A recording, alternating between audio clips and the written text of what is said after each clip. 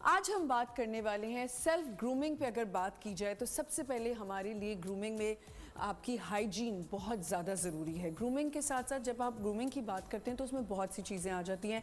जैसे हमने उस दिन बात की थी कि हमारे नेल साफ़ होने चाहिए, हमारे पैर साफ़ होने चाहिए, बालों का ख्याल रखना चाहिए, अपनी अपीयरेंस जो हमारा जो इंटीरियर होता है उसको आपने बहुत बेहतर करना होता है। लेकिन सबसे ज़्यादा ज़रूरी है आपके दांत। आपके जो दांत होते हैं वो आप देखें कि आपकी पूरी एक जो फेस का सबसे इम्पॉर्टेंट जो है वो फीचर है, फीचर तो नहीं कहेंगे, मतलब आप एक इम्पॉर्टेंट चीज़ है आपके पूरे फेस की, वो है आपके दांत। तो दांत हमारे साफ़ होना बहुत ज़रूरी है। हम अपने दांतों को जो है बहुत इग्नोर करते हैं। ज़्यादातर आपने देखा होगा स्मोकर्स हैं, उनका प्लाक होता है, या लोग हैं जो पान छालियाँ ज़्यादा खाते हैं, ऐसी चीज़ें खाते हैं, तो उनके दांतों पे बहुत ज़्यादा स्टेन्स होते हैं। अब क्या होता है कि लोग वैसे तो बड़े साफ़ सुथरे होते हैं, मैंने बहुत सी ऐसी ख़वातीन देखी, बहुत से ऐसे मर्द हज़रात देखे हैं जो very neat and clean, but when they smile उनकी जो डेंटल हालत होती है वो बेहतर नहीं होती है। इसी तरह हमारे दांतों में सिर्फ ये नहीं कि हमें सिर्फ उनको क्लीन रखना है, there are other things also जो हमारे दांतों से कनेक्टेड होती है। हमारे दांत में कीड़ा ना लगा हो, हमारी माउथ में जो माउथ फ्रेशनेस की क्यों बात करते हैं कि हमारी ब्रेथ जो है वो स्मेली ना हो। हम किसी के साथ बैठें तो हमें कोई एम्बैरसमेंट ना हो कि हमारे दांत गंदे हैं। तो दांत एक बड़ी इम्पॉर्टेंट एक आपका ज़रूरी चीज़ है जिसको साफ़ रखना हमें बहुत ज़रूरी है, क्योंकि हम स्माइल करते हैं, हम बात करते हैं, तो ऑब्वियसली हमारी बात करने से सबसे पहले हमारे दांत बाहर आते हैं। आप देखिए छोटी छोटी माइनर चीज़ें होती हैं।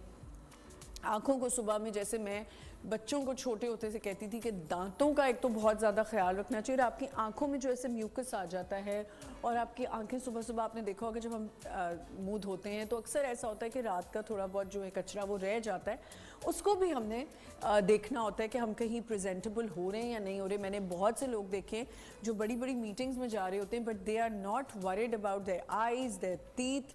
तो आज हम बात करने वाले हैं, हमारे साथ डेंटिस्ट भी होंगे, ब्यूटी एक्सपर्ट भी होंगी, उनसे हम पूछेंगे, और एक इमेज आपका जो पूरा बनता है, एक पूरी पर्सनालिटी जो बनती है, उनसे भी हम बात करेंगे। इमेज कंसल्टेंट भी होंगी कि आप अपना इमेज कैसे बिल्ड करते हो, आप अपनी अपीयरेंस कैसे बेहतर करते हो।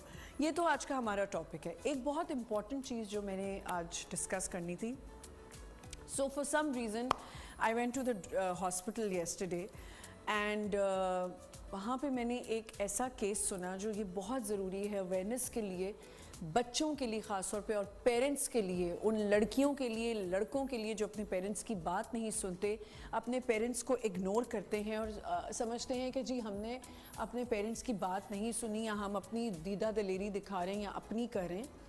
वहाँ एक ख़ातून आई हुई थी, और जब मैंने देखा कि वो बहुत रो रही हैं और बड़ी परेशान हैं, तो पहले तो मैंने उनसे बात नहीं की।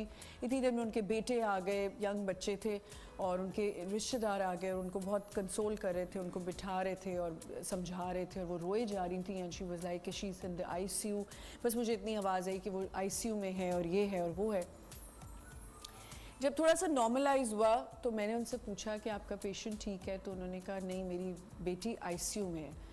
मैंने कहा तो क्या हुआ आपकी बेटी को? तो उन्होंने कहा मेरी बेटी का डॉक्टर ने अभी डिक्लेयर नहीं किया, लेकिन मुझे पता है कि वो यही बात करें कि उसका ब्रेन डेड हो रहा है। तो मैंने कहा हुआ क्या है? तो शी सेड कि मेरी बेटी की बेस्ट फ्रेंड ने उसका गला दबा दिया, और इतनी बुरे तरीके से चोक किया है उसको कि मेरी बेटी की जितनी नर्व्स हैं जो ब्रेन को ऑक्सीजन देती हैं वो सारी डैमेज होती जा रही हैं। फॉर 2 सेकेंड्स मुझे ऐसा लगा कि मेरी बॉडी में जान नहीं है, और मैंने उनको कहा आप क्या बोल रही हैं, आपकी बेटी कैसे हुआ? तो कहती है मेरी बेटी क्योंकि हमसे एंग्री थी, मेरे से बनती नहीं थी, मतलब हमसे हमारे ख़िलाफ़ हो गई थी, मेरे ससुराल वालों के, अपने नाना नानी, दादा दादी, बहन भाइयों सबके ख़िलाफ़ थी, जस्ट फॉर दैट गर्ल, और उसके साथ शिफ्ट हो गई थी। somewhere that other girl was living in some Bukhari and कोई अपार्टमेंट में, और मेरी बच्ची इस कॉलेज में पढ़ती है, और मेरी बच्ची उसके साथ शिफ्ट हो गई थी, और अभी कुछ ही दिन पहले उसने डिसाइड किया था, इनकी बहुत लड़ाइयाँ होती थी, तो शी वाज कमिंग बैक, और उसने उसके साथ ये कर दिया।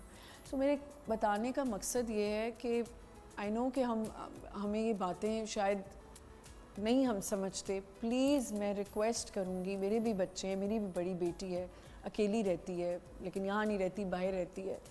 अपने बच्चों पे प्लीज़ चेक एंड बैलेंस रखें कि वो किनके साथ रह रहे हैं, उनके कौन दोस्त हैं, उनकी क्या इंटेंशंस हैं, वो क्यों ऐसा कर रहे हैं। इतनी वो डिस्टर्बिंग सिचुएशन थी कल कि जिस मसले के लिए मैं गई थी वो तो मसला मैं भूल गई, लेकिन उससे उनके साथ जब मैं बैठी तो मुझे लगा कि या अल्लाह इस औरत के साथ क्या हो गया है।